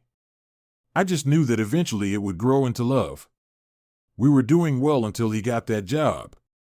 I was bored and lonely. He talked me into going into the nursing program at the community college just to have something to focus on. I don't think he expected me to graduate and continue my studies until I became a registered nurse, but for the first time in my life, I had a purpose and a valuable skill. Working in the ER brought in the most money, so I took the job. It was stressful, demanding, and left me no time to think about how my life was turning out. Jerry was making good money, and I was putting most of my paycheck in the bank, intending to make a down payment on a house out of it. Everything was fine until they changed my work schedule. Now that he was home, I was gone. I had friends who were urging me to stop staying home and go out with them for a drink or maybe a dance. I still wore my rings, and no one touched me, but it got rid of the boredom. I know it doesn't matter now, but before I met you, I was planning on leaving Jerry. And then I fell in love. And fell in love. And fell in love. And had to have you. The first time you kissed me, I realized it was over between me and Jerry. I still respected him, but I was never going to love him, so I hired a lawyer and started the paperwork. I took my time, even though I wanted to get to know you better. There was no desire on my part to start a relationship with someone until I was sure. I don't expect you to believe me, but I've never slept with anyone before you. You're only the second man I've ever been with, and that's the truth. She pulled out some papers. Look at the date. They should have been filed months ago. I just didn't know how to tell him, and the guilt was eating me alive. That's why I wanted to wait, honey. I may not be the best person since I slept with you and loved you while I was still married, but there's no way I would have taken your ring until I was a free woman. And I was going to tell you, and very soon, but I was going to wait until I moved out. And frankly, I was going to lie a little about the timing. She talked herself out of waiting, you know. I believe most of what you're telling me, Mel, but there are still some sore spots. For one thing, when you realized your feelings, you should have broken up right away. Instead, in my opinion, you stayed with Jerry as a backup plan in case I wasn't what you needed. And you still slept with him even when you were sleeping with me. How do you explain that to yourself or me? But the most important thing to me is that even if we end up together, I still have to travel for work. What happens when you get lonely? Will you go out with your friends and maybe find yourself in the same situation again? Will I be like Jerry, hiding in parking lots to kill your new lover? As I spoke, her tears grew larger. I let the air out of my lungs, trying to focus. It all comes down to trust, Mel. If I marry, it will only be to a woman I trust with my heart and soul, who will always, always have our best interest at heart. And that's not who you are right now. Frankly, I doubt you ever will be. But I'm offering you a deal. Get your divorce, let some time pass, and then call me if you're still interested. Maybe we can start over. We'll see. That was it, the final act. It took her 10 minutes to get herself under control again. She wanted a kiss, but I refused. I put my arms around her, and she pressed in so tightly I thought I'd have bruises later. She pulled away, snorting. I understand, Jess. I really do. And even though you don't care about my promises right now, I'll give you one. No matter if we get back together, you will never, ever find a woman who will love you more than I do. And one day, maybe many years from now, even if we aren't together, I'll find a way to prove it to you. She turned and walked away without another word. We only spoke twice after that. I was too angry, and she was too whiny to have a reasonable conversation. But she was determined to try. Eventually, she gave up direct communication and started emailing me once a week or so. She tried to keep upbeat and talkative, but for at least 3 months, all the emails ended with her pleading for me to give her another chance. I answered her occasionally if she broached some nervous subject. She wrote to me about going to therapy and how it was helping her a lot. She even got Jerry to go with her twice, and her only comment was that it was educational. She started writing less often, maybe twice a month, and finally, after 7 months, she stopped. I still have her last letter, and there's no way I can bring myself to delete it. My dear Jess, I know it annoys you when I use weasel words, but this will be my last contact with you, so I will say what I feel, even if you don't like it. I got my papers today. I'm officially a single woman again. The second best event in my life. I will always consider meeting you as the first. Was going to therapy. I found out who I really am. I shouldn't have married Jerry, but I was selfish and looking for a way out of my miserable life. I was too young, too immature, too stubborn to enter into an adult relationship. Oh, I did everything I wanted to do, but my heart was never truly engaged. Even without you, my marriage would have died sooner or later. I think inertia and fear kept me with him. The time I spent with Dr. Chu taught me to put away my crutches and stand on my own 2 feet. For the first time in my life, Jerry was shocked when I told him I didn't want any of our joint assets and sent him a check reimbursing him for my education. I owed him a lot and more. We didn't exactly part as friends, but I don't think he hates me that much now. It's kind of funny if you think about it. Remember those lies I told you about living with 2 other nurses and the no boyfriends rule? I'm living exactly that now, sharing a 2-bedroom apartment with 2 other nurses. I'm fine with that, even though I'm independent now, but I don't think I could go home to an empty apartment. In honor of my divorce, I'm going to give you a gift. I'm going to let you go. Dr. Chu helped me realize that if I were you, I'd have a hard time trusting you, so I'm letting you go. I hope you have a good life and find a woman who will love you as much as I did and as much as I still do, Mel." I stared at the screen for a long time, my finger hovering over the delete button. I didn't want to read it again, it was too painful. Instead, I saved it. This was how I wandered aimlessly through life. If it wasn't for work, I probably would have lost it altogether. It was almost 10 months before I went on a date. It was a beautiful woman, the sister of a contractor with whom I had a lot of business. She was witty, articulate, and seemed to enjoy rubbing her whole body against me as we danced. I really enjoyed the evening, but at the end, we both realized there was no spark between us. We went out 2 more times before she found someone else, and we broke up. During this time, I saw Mel twice. Once, sitting at a stoplight, I saw her through the window of a small bistro. She was with a group of women, smiling and chatting. I sat there so long that the guy sitting behind me had to honk his horn to get me to move. Mel turned around at the noise and looked me straight in the eye. When I pulled away, the next time was at the club. I was on my second date with Tina, and we had just sat down at a table when I noticed her sitting at the other end of the room with 4 of her friends. She must have felt eyes on her because she looked up and saw me. Time stopped while we looked at each other. It was actually about 30 seconds before she burst into tears and ran out of the club. Her friends ran after her, all but one who stopped at my table. "Did it feel good for you to rub another woman? What's wrong with you?" I was actually quite calm. "Hello to you too, Gwen. I don't mean to belittle your point of view, but I'm not rubbing it in anyone's face. It's been almost a year since Mel and I have been together. It's a pretty small town, we were bound to run into each other eventually.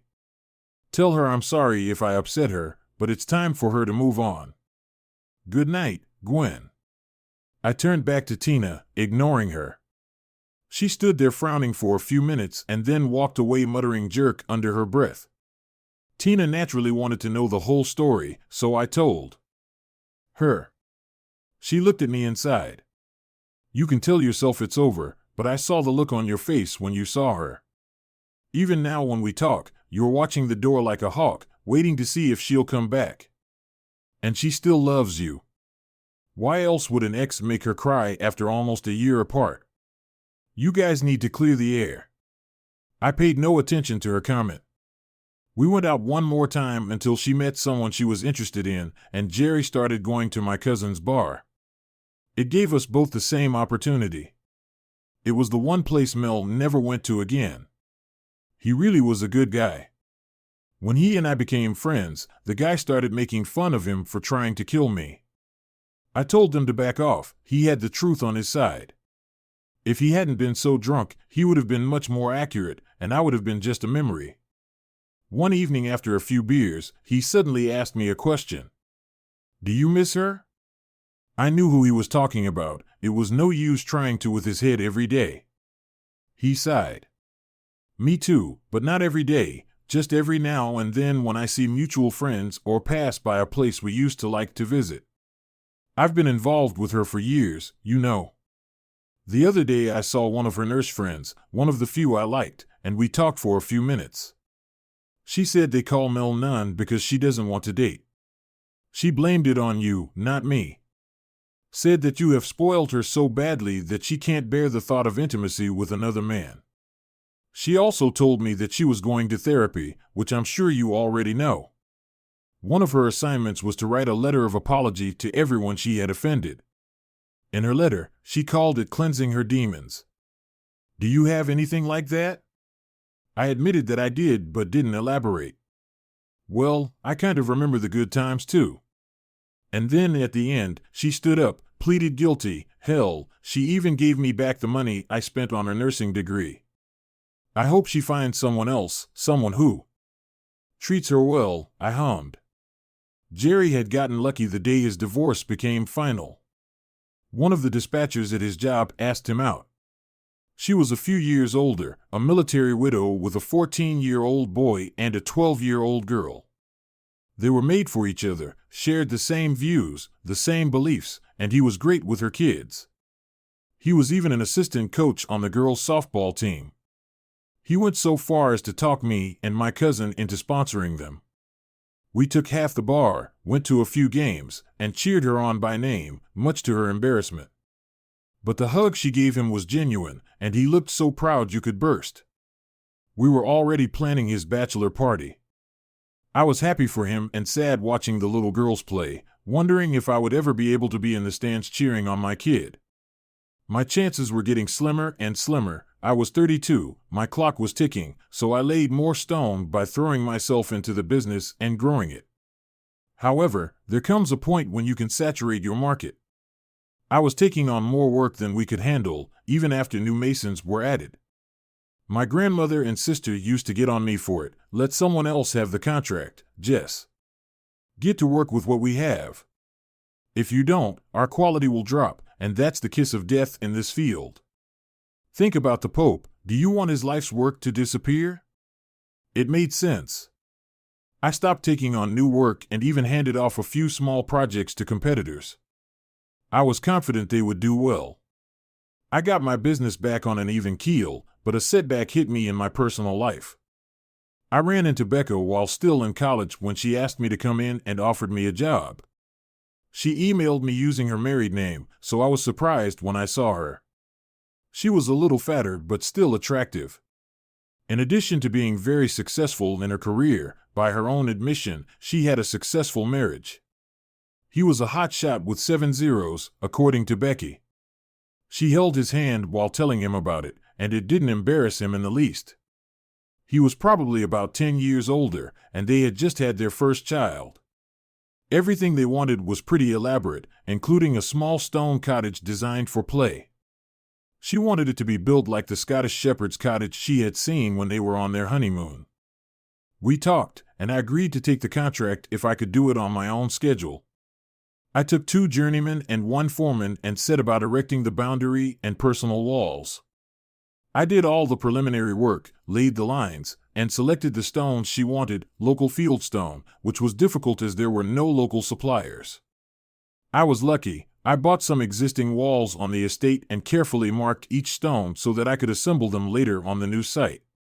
There was also a stone chimney on the property, the last remnant of the original house. I walked over and looked at it, seeing an example of the finest masonry. Every stone, right down to the flagstone hearth, was perfectly matched in shape. It impressed me so much that I asked Becca to come and inspect it, explaining my idea. She immediately agreed. I built her a stone patio with a fireplace in the center, with half walls tapering upward so the heat would reflect onto the seating area. It was the perfect spot for cool fall evenings. Years later, she sent me a picture of her 3 children and their friends sitting in front of the fireplace, roasting marshmallows with snow falling around them. An unexpected bonus came when I took it apart and discovered a stash under the largest hearthstone. This was a fairly common practice at the time, the only logical way to store valuables, as fire was much more dangerous in those days. There lay a wooden cigar box containing a half-full bottle of whiskey, preserved because it was stored corked down. 2 love letters from the 1870s and a wedding ring. A small pouch held 2 silver dollars and other chains.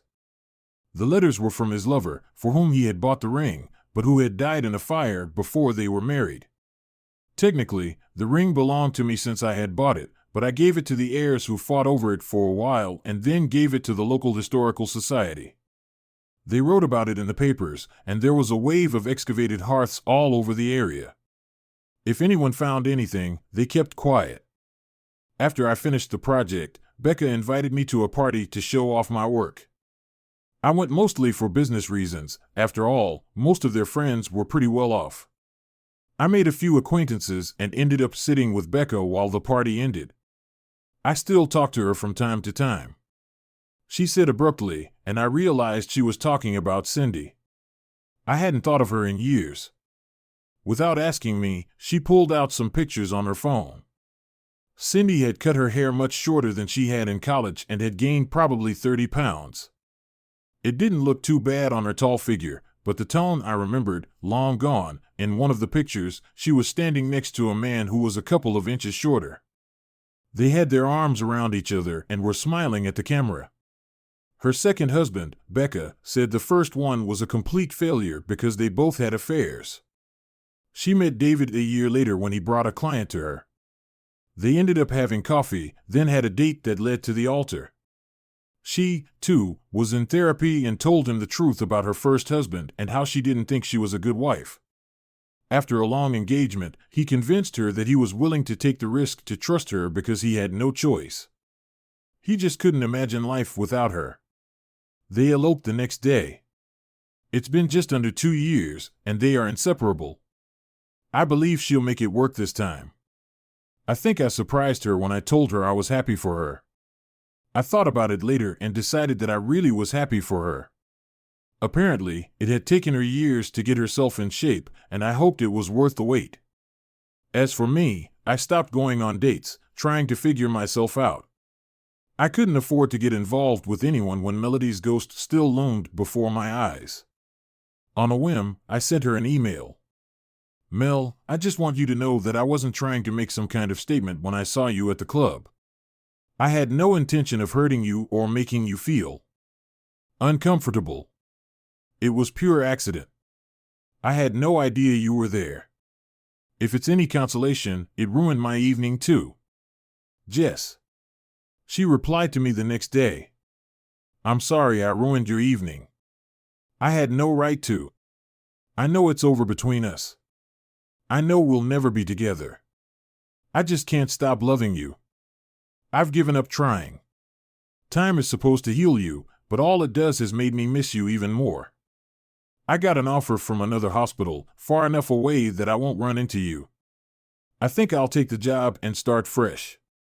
Maybe then I'll be cured. I really do wish you happiness, Mel.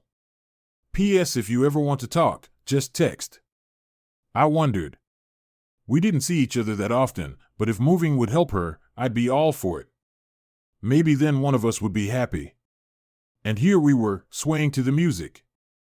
The feeling was disturbingly familiar and yet completely different. Jerry, Bree, the orchestra, and they played 3 slow songs in a row. I would have stopped after the first one, but she wouldn't let me go. I thought about forcing her, but I didn't. When they finally ended, she clutched at my arm. Will you sit with me for a while, please? I'll get on my knees and beg if I have to. The thought of her embarrassing us both made me agree. She led me to a small table at the back of the room, far enough away from the group that we could talk. She tried to make small talk, and I let her ramble for a minute before I stopped her. What are you really trying to say, Mel? Stop beating around the bush and get it out in the open. She hung her head for a second and then looked up at me. I'd never seen a more determined expression on her face. I can answer that in one word, you. I want you back, Jess. I've tried, really tried, but I can't let you go. I can't forget about you. I can't stop loving you. I can see it in your eyes, you still care about me. I know you don't date, my friends tell me that every time they see me. Why? You have it all, good looks, good values, great job. Bright future. I bet you've been hit on a lot since we broke up. You could have had your pick, but you blew them all off. I think I know why. I can tell you why. I didn't find anyone else. First of all, I didn't want anyone else. I thought about dating a couple of times, but I looked at them, wondered how they compare to you, and told them no. I never stopped loving you. I never even pretended to try. Why don't we start over? I think you'll find me very different than I was before. I'm begging you, just give me one chance. Take me out on one date, and if I feel like it's wrong, I'll never bother you again. Think about it and call me.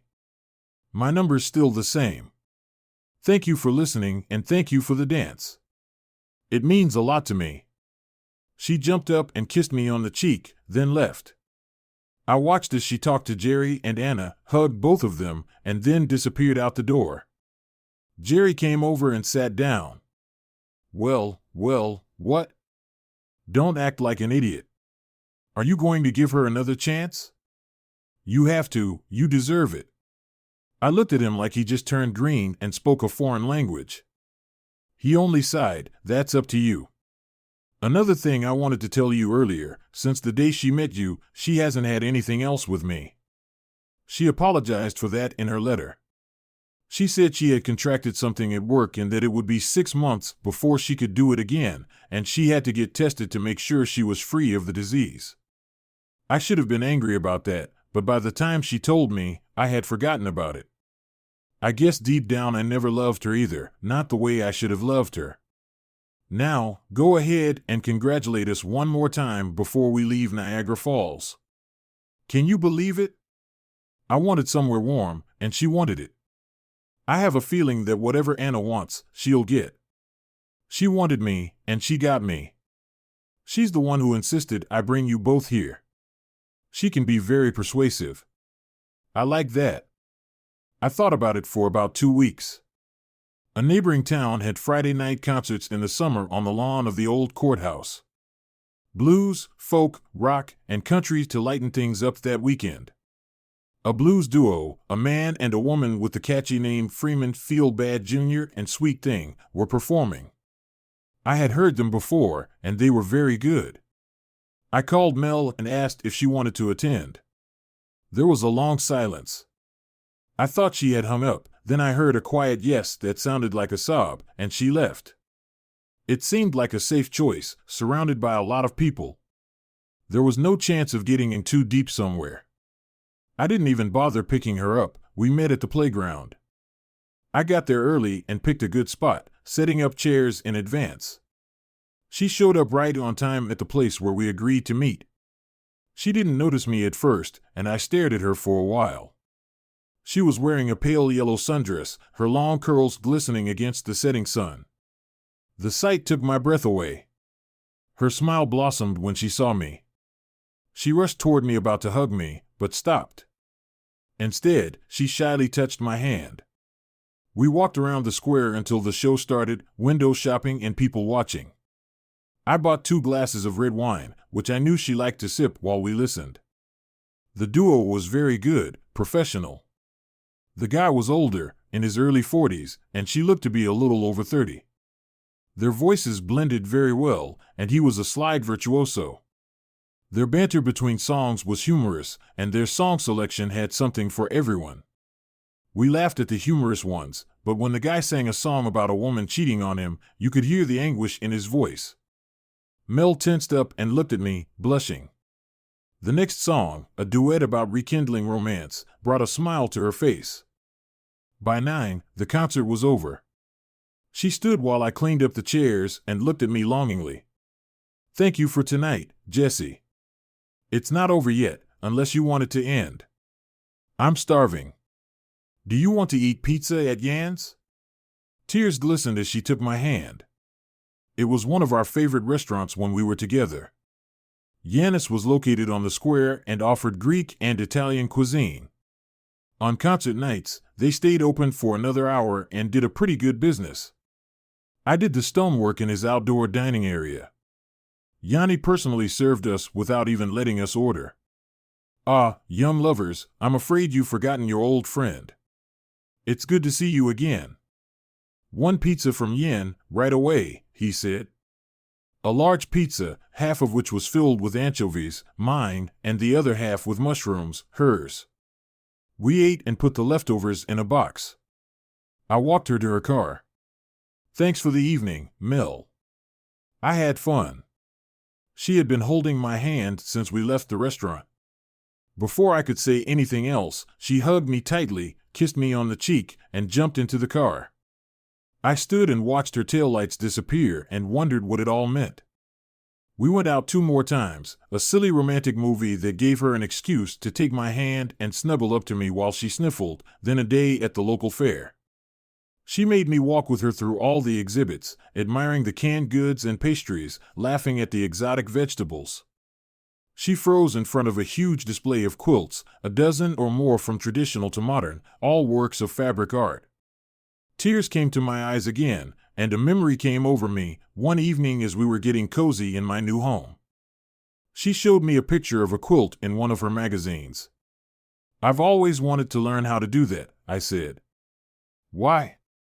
Because, silly me, I want to be able to sew all the children their own personal quilt, something durable that they can pass on to their children and those children to our great-grandchildren. She realized what she'd said and looked at me nervously. I grinned. How many blankets are we talking about? She smiled, glad I wasn't angry. Oh, at least 3, maybe more if you're lucky. She laughed at the stunned expression on my face and settled back down again, flipping through the pages. Back to the present, I said nothing but took her hand and squeezed it gently, grabbing the card in front of the display and putting it in my pocket. Busy Needle Quilting Club, join us and learn the art of quilt making. We have classes, workshops, and soon you'll be sewing with confidence. Plus, she has a birthday coming up. I thought this would be the perfect gift. The candy will be eaten, the flowers will fade, but the new skill will stay with you forever. We went on rides, at least the one she could get me on. I watched her ride the scarier ones. Come on, everyone's scared of something, right? She thought it was funny that a battle-hardened veteran was afraid of little old roller coasters. She had her own fears, chief among them being thunderstorms. When she was 6 years old, she was almost struck by lightning. It had struck the ground 10 feet away, knocking her and her friends unconscious. Now, she stayed inside, away from the windows, and shook until it was over. Holding her in my arms helped a little. We kissed for the first time, sitting and watching the fireworks that we set off every night while the fair was going on, huddled together in the bleachers of the arena. It just happened, none of us planned it. She said something, and when I turned to respond, our lips seemed to lock of their own accord. It seemed like it lasted for hours, but it was probably only 10 or 15 seconds. We pulled apart and looked at each other, amazement written all over both of our faces. We didn't say a word to each other for the rest of the evening, and when I drove her home, she just walked out and into the house. We hadn't seen each other for almost 3 weeks. We weren't avoiding each other, I was still trying to catch up on work. The weather had caused us to fall behind again, and it took us that long to catch up. We talked on the phone a few times, but she seemed distant. I began to wonder if the kiss was a mistake. I called home and informed my family that I had finished the project and intended to be home by Thursday. They seemed relieved, but worried that I was working too much. It was wearing me out. I sighed and tossed a bag of dirty laundry into the foyer. I'll wash them later. I wanted to shower first. In the most horrible way possible, the only change I've made since I bought the apartment was remodeling the bathroom. It was bigger, and the shower had enough room for 4 people. It had 6 nozzles that could be turned on simultaneously, individually, or in any combination of your choice: full flow, massage, pulses, or gentle mist. When I had it made, my first thought was how much Mel would like it. It wasn't finished until 2 weeks after we broke up. When you live alone, especially if you've lived alone for a while, you don't usually think about how you're dressed when you go out. I thought I heard a giggle. It was Mel sitting on the bed. What? How? Why? A smile spread across her face. Your mom told me you'd be home tonight. How? I demanded. You didn't make me hand over the keys. And why? Because I have something to tell you. Now get dressed and meet me in the living room. She staggered out of the bedroom, felt me watching her, looked over her shoulder, and grinned. Here's another thought. You stay as you are, and I'll join you. The thought made me jump to my feet. No, I hissed. I'll be out in a second. I grabbed my shorts and t-shirt, wanting to relax. It took a few minutes. When I came out, she was sitting in the rocking chair, looking out into the backyard. Turning to me, she gave me her beautiful smile. I have something to tell you, and I want you not to interrupt. I want to tell you everything before my nerves give out, please. I nodded, sinking down onto the sectional couch she'd insisted on putting up. I'd thought about changing the furniture when we separated, but it fit the room well and it was comfortable. I preferred to sit in the chair most of the time. Every time I sat down on the couch, images of us cuddling or making love would run through my head, and eventually, I would move. I know that the last few times we've talked, I've been out of sorts. It reminded me of what I've lost, of what I want back. I want you back. I want you to chase me around the house like you used to until I get tired of playing and let you catch me. I want to take the air mattress out to the backyard, lie on it like we used to, look up at the stars snuggling against each other, and then make love. I want you to love me again. She paused, gathering her thoughts. I started to speak, but she held up her hand. Wait, I'm almost done. And then I realized something. You already love me. I know it, you know it, everyone we know knows it. Love isn't our problem, it's trust. I lied to you in the worst possible way. It took some time, but now I realize how much I hurt you, so I had to find a way to regain your trust. Here's what I came up with, let me move back in. You've got security cameras, add them, wire up the whole house. Then while you're gone, you can access the footage at any time to see what I'm up to. Put a GPS tracker on my car, and you'll know immediately where I am and where I've been. I did a little research on the internet. We can buy a personal tracker like those ankle thingies that criminals wear.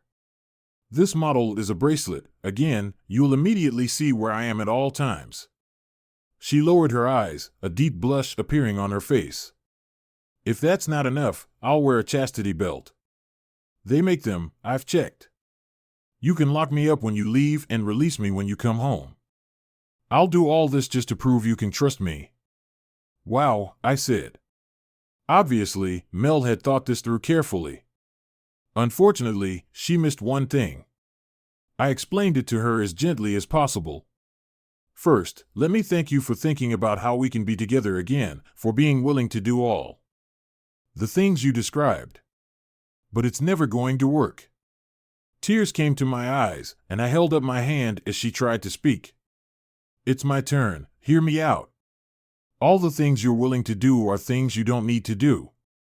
If we did them, you wouldn't be a partner in a relationship but a slave. While some of them sound fun in terms of play, you can't live with that all the time. Oh, I'm sure you'd try, but sooner or later, you'd start to resent it. I know I would. All this stuff doesn't foster trust, just the opposite.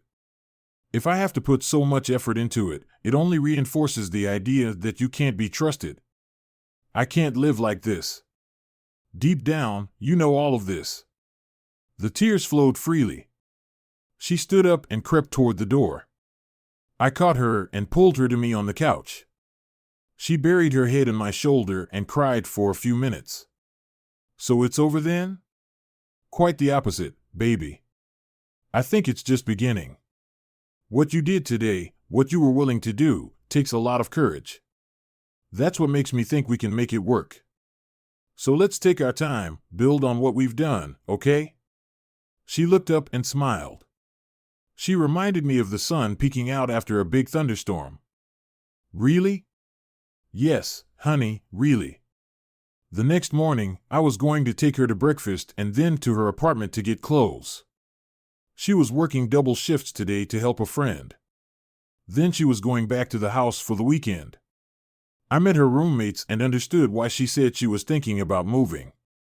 Amanda was a tall blonde, decent looking, but she couldn't compare to Melody. She'd been married twice, divorced twice, and both times the reason was infidelity. Her last time was with a woman, and she had a bit of a crush on Mel. Beth was red-haired and attractive. If she ever smiled, she hadn't cheated on her husband, but she had anger issues. He'd postponed the wedding until she got help, and she'd lied to him, saying she'd gone through an anger management program. After the wedding, she turned into what her ex described as a screaming harpy. That the devil must have kicked out of hell because even he couldn't stand her. He'd gone down the path of irreconcilable differences because it was the easiest way, and in this case, it was the right way. She was surprised, though he had begged her to seek help right up to the day he filed the papers. She didn't take it well and ended up getting a restraining order requiring her to stay 500 feet away from him at all times. She went through it twice before the judge got fed up with it and put her in jail for the weekend. She begged for counseling, got it, but after 3 sessions of listening to her scream, the counselor recommended divorce. It was sad, and he promised that he would stop the divorce if she sought help. Of course, she didn't. Her idea of revenge was to screw anything that moved and tell him about it. By then, he didn't care anymore because he had met someone else. The funny thing is, she's in therapy now because the hospital told her it was either that or unemployment. No one wants a nurse with a patient attitude like hers. They didn't hesitate for a second. As soon as Mel closed the door, they pounced on me like rabid hyenas. So you're the guy who messed with her head like that? I know you're kind. You can't or won't forgive, your precious pride won't let you. You'll end up making her jump through hoops until you're sick of her, and you'll dump her again, she said. I know my mouth was open. I'd never seen anyone spew venom like that. She must have had a day where she could spew it out at someone. I made a mental note to never turn my back on Beth. Amanda wasn't any better. If you hurt her, I swear to God it'll be the last thing you do. She deserves better. She deserves to find someone who can love her right, not some jerk who will lord it over her for the rest of her life because she made a mistake, she said. She probably would have said more, but I'd already heard enough. My good mood had long since faded. Listen up, pal. First of all, this has nothing to do with Mel and me. And if you think you're going to be the one to end up with her, think again. Mel's trying to be tolerant, but the fact that you'll manage to sleep with her is about the same as the fact that I'll ever like you. It's not going to happen in this life, I said. I turned to Beth and Amanda. I can understand a little, Amanda. She's in love, or maybe just deeply lustful. You have no excuses. You just don't want anyone to be happy, period. Your husband should be a saint for putting up with your crap for as long as he did, I continued. I was on a roll. In retrospect, I can say that maybe I should have been a little quieter, but it felt good to let my emotions out, especially on people I didn't care deeply about. So screw you both. I'm not the least bit interested in your luggage right now. We need to deal with our own past. Don't expect an invitation if we decide to get married. You'd better come, of course, but seeing your face when I say my vows will be just fine, I said. Mel caught the last moment of our exchange and stared at it like a deer caught in the headlights. Amanda noticed her and immediately stared at her. I hope you were listening, Mel. This guy isn't going to bring you back. He's just messing with you, waiting for you to get comfortable before he puts the hammer to work. I've met guys like that before, honey. Notice he says if a lot. My second husband was just like him, just too damn proud to forgive a mistake. Newsflash, folks. Pride won't love you back, give you kisses, hug you when you feel bad. At this point, I was beyond furious. Really, Amanda? Really? Pride won't let you do those things, but pride will allow you to look yourself in the morning, confident that you are true to your beliefs. Pride will also allow you to walk down the street and look other people in the eye for the same reason. I have often thought that the old saying about pride is wrong. Pride doesn't precede a fall, it comes after it when you find yourself in the mud and everything you wanted. Everything you believe in and everything you loved has been taken from you. Pride will lift you up. Pride will force you to live up to your principles. It may not allow you to sleep at night, but it will make you realize that your insomnia is tolerable. Now, however interesting this conversation may be, Mel is ready, and we are going, I said. I took her hand and pulled her out the door, never so excited to leave a place in my life. On the way to the car, Mel was silent. When we got home, she put the suitcase in the trunk instead of carrying it. I was confused. Mel. Honey, let's put your suitcase in the house. You don't have to drive around town with it, there's a chance of it being stolen. It'll be here when you get here tonight. She didn't look me in the eye. I think I'll pass. I'll be really tired, so I'll probably just go home and crash in bed. I need to think without distractions. That hit me hard. What's wrong, Mel? 3 hours ago you were whining about volunteering for a job and regretting it. You even tried to ask someone to cover for you. And now, because of the rantings of some seriously horny women, and even after yesterday and this morning, you don't want to spend time with me? Fine, go find someone else, but be careful. I've already learned to live without you once. If you start being passive and aggressive with me now, it'll be the last straw. And before you go, I'd like my key back. I think she realized then that she had made a serious mistake and tried to correct it, but I was nowhere near as reasonable. To hell with all that. After we're finally reunited, does she want to come back? She was done. I'm done with her. I'm perfectly fine without her. Of course you're not. I missed her more than I had before we broke up the first time, and I was angry at myself for letting myself believe it. I was comforted by my work. You have to be careful when you're working with big rocks. That's what my broken fingers had taught me. So I worked on the backlog, trying to catch up on my work until the cold weather got in our way. I didn't go home for 3 weeks and only took 1 day off to do laundry and check on the house. I was a little surprised to see her car in my driveway. I was even more surprised when Mel flew out of the house and pounced on me, knocking us both to the ground. She clutched at me with a death grip, mumbling and muttering almost incoherently. She was pretty strong, but she didn't lift rocks for a living. I got tired of being gentle, so I took her hands and forced them back until they were behind her back. Shut up. I had never raised my voice at her before, and it shocked her, silencing her. I took advantage of this and stood up, leaving her on the ground. I left her lying on the ground, whimpering like a wounded animal, determined to leave her there. I was about to close the door when her whimpering turned into a scream. Even though I wanted nothing to do with her, I couldn't stand the sound of her pain. I went back and tried to pick her up, but she refused to move. Then I took her in my arms and headed for the door, her arms wrapped around my neck as the tears flowed and she nuzzled into my neck.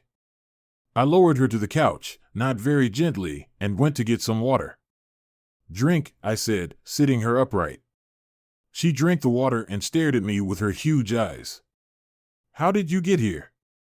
I asked. When she felt silent, she started to speak, but incoherently. I raised my hand, and she stopped instantly. I'll try again. Answer me in simple words. Take your time and be truthful. One lie, and I'll never speak to you again. Begin. She lowered her head as she spoke so quietly that I almost asked her to speak louder. I broke the window. I replaced it right away.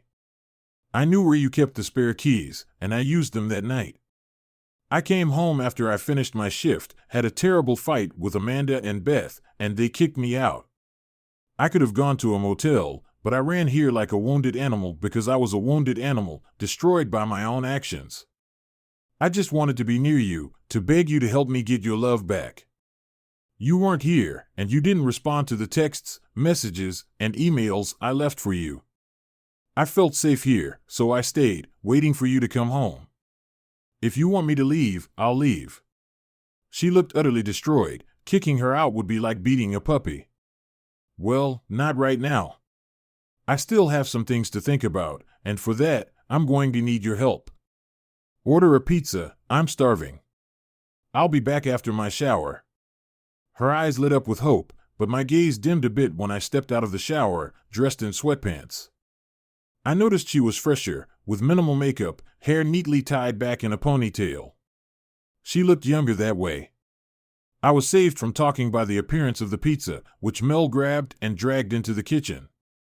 By the time I paid, she'd already set the table, and there was a glass of wine next to the plate. I handed the wine back. Water will suffice for now. I want to have a clear head for later, I said. She nodded, poured us both a glass each, and left the wine. I paid attention to the way she ate, taking bites and glancing at me from time to time. She seemed a little slimmer than I remembered. Are you on a diet? I asked. She shook her head. Just haven't felt like eating lately, she replied. I nodded and ate another slice of pizza, pondering as I ate. I really didn't know what to do. We were a pretty messed up pair of human beings. We finished. She cleaned up a bit, and we sat down in the living room to talk. I noticed that she was disappointed that I didn't sit next to her, but chose to position myself facing her in the chair. Tell me the truth, Mel. I know you want us to be together again. I want us to be together again, but how? How can I trust you? What can you say or do to get us back to where we were before everything fell apart? I asked. Suggestions? She actually had a plan. Couple counseling. Pam at work told me about it. She went through a bad time with her boyfriend just before they were going to get married, and they went there to see if they could save their love. She said it worked wonders, making them both realize that they weren't ready for married life. They postponed their wedding for a year, but she said the wait was worth it because when she walked down the aisle and met him at the altar, they were both sure in their hearts that this was the path they were meant to walk. I even get a discount because of my work. Would you consider it? I think it's the only way to overcome what I've done. I want to try, and I'm begging you. There's a chance we'll realize we'll never be together, but I'm willing to accept it. This half-life is killing me. Please promise me you'll think about it, she pleaded. I could tell it took a lot for her to make that little speech, and I promised I'd think about it. She nodded, looking half hopeful. She stood up, and I heard her rummaging around in the bedroom. A few minutes later, she came out, dragging her suitcase behind her. Will you help me load it into the car? She asked. Well, the hell with it, I thought. She sits in my house, begs me to go to couples counseling with her, and then runs off again. Where are you going, Mel? I asked. Mel looked surprised. To a motel, I guess. I know you don't want me here right now. I think I'll look for an apartment next week, she replied. I picked up the suitcase, surprised at its weight. Instead of heading for the door, I carried it into the bedroom, tossed it on the bed, and started unpacking. She followed me and watched in silence before asking in a timid voice, "What are you doing?" "I'm putting your clothes in their places." "Now, do you want to help me?" "I can do without you if I need to, but I can't put things where you want them," I said. I picked up one of her thongs and twirled it in my hands, suddenly shy. She snatched it from me. "Here's the deal," she said through tears. "I'll clean them and put them on, but you have to take them off as often as possible." I had never seen a woman cry and smile at the same time. Her face contorted with all sorts of expressions. "Agreed," I said softly, "but there will be some rules. I think I'll have some wine. Would you like your glass?" She nodded, her hair falling over her eyes. 10 minutes later, she pressed herself against me and took the wine. Mel was silent for a few minutes, savoring the wine and the moment. Finally, in a voice so quiet I almost didn't hear it, she whispered, "Rules?" "Yes, Mel, the rules. I'd like to say we'll make it work, but until we solve our problems, I'm not sure. You'll continue to live with me. You can sleep in my bed if you want. We won't get better if we're apart. Make an appointment for counseling as soon as possible. Email me the dates, but please try to schedule it for Friday evening so I can work. I'm willing to try, Mel.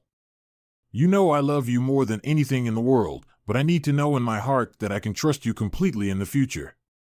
And if for some reason one of us decides it's not going to work out, we'll tell the other one right away. Agreed?" I expected her to lash out at me, but she said nothing, sipping her wine. I was about to speak again when Mel spoke up. "Yes, from the bottom of my heart, and I'm going to sleep in our bed. Where else would I sleep?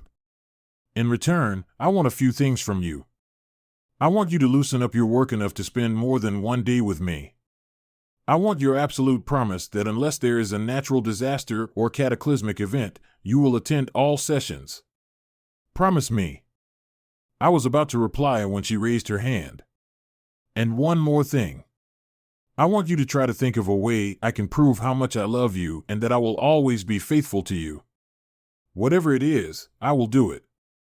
But I have my doubts. Maybe sometime in the future, I'll ask you to do the same. Deal?"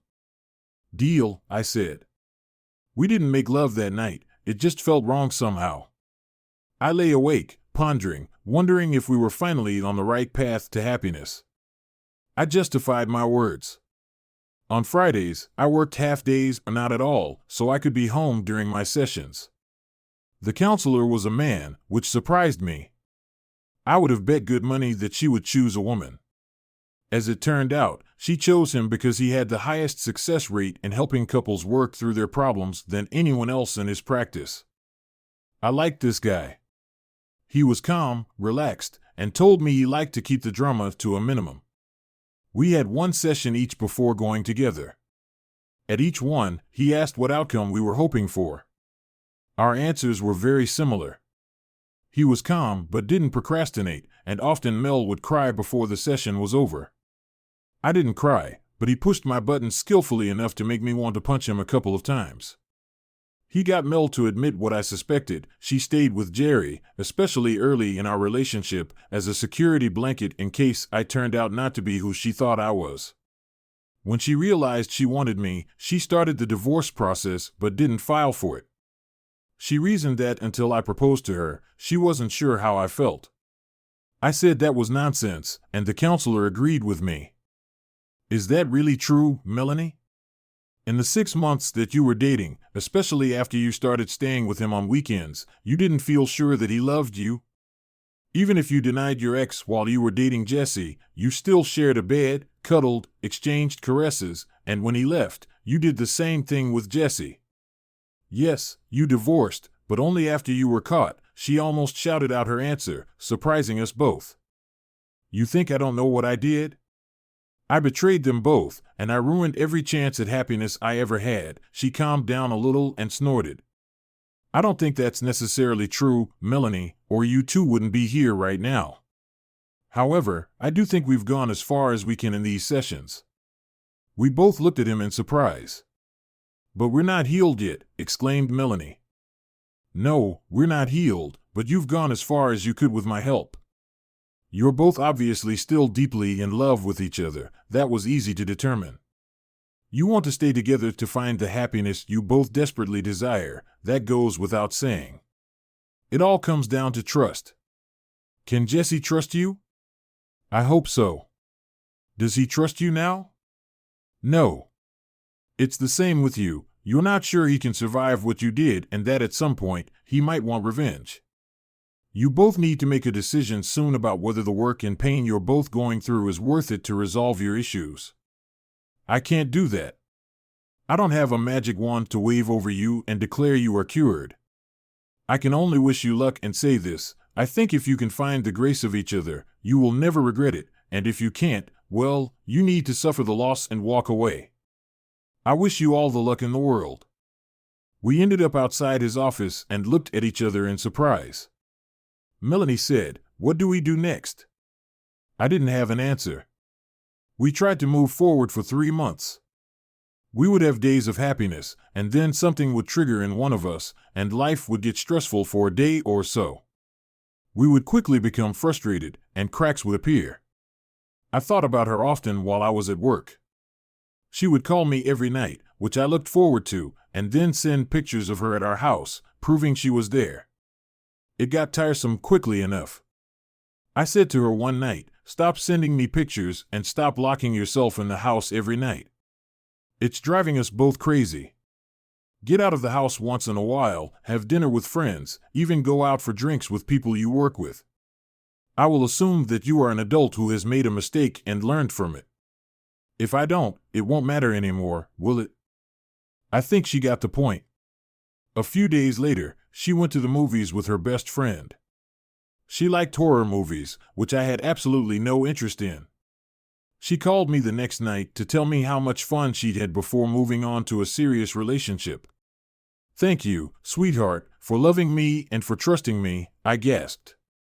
She stopped. It felt good. I even teased her, telling her I was glad I didn't have to drag myself to lame movies anymore. Her former spirit showed through. They don't suck. They're an art form that a caveman like you just doesn't understand, despite your feeble intellect. I still love you. Good night, sweetheart. But no matter how hard I tried, she knew something was holding me back. In the last week or so, she had become quiet, and I realized that this could be the beginning of the end. Oddly enough, things worked out just fine at the flea market. Mel loved the smell of incense. She had little burners all over the house. Most of the smells were pleasant enough, so I tolerated it. There was a booth run by a woman who looked like a poor man's version of the Voodoo Queen. She had literally hundreds of scents. Mel was running low and asked me to take her along. We both loved it and often spent hours at a time in the store. We actually bought very little, but every once in a while, we stumbled upon a treasure, at least in our opinion. I watched her flutter back and forth, willowy grace personified, smiling occasionally, raising her wand to her nose. She sensed I was watching her, lifted her head, and smiled the familiar, joyful smile I loved so much. Then her eyes clouded over, and she lowered her gaze in sadness. At that very moment, I realized that if I didn't change, I would soon lose her. It was late summer, and as we were leaving, one of those quick seasonal thunderstorms broke with wind and lightning, passing as quickly as it came. There was the first rumble of thunder, and Mel jumped slightly. I instinctively put my arm around her, calming her down. Luckily, we were inside, in one of the many halls that seemed to stretch on endlessly. We got there late, and they were already starting to close. "Wait here, honey. I'll get the truck and drive up to the door." I jogged into the parking lot and was soaked almost instantly. I thought intensely as I waited for my turn to pull up to the door, almost praying to overcome my blockage and love her the way I was supposed to.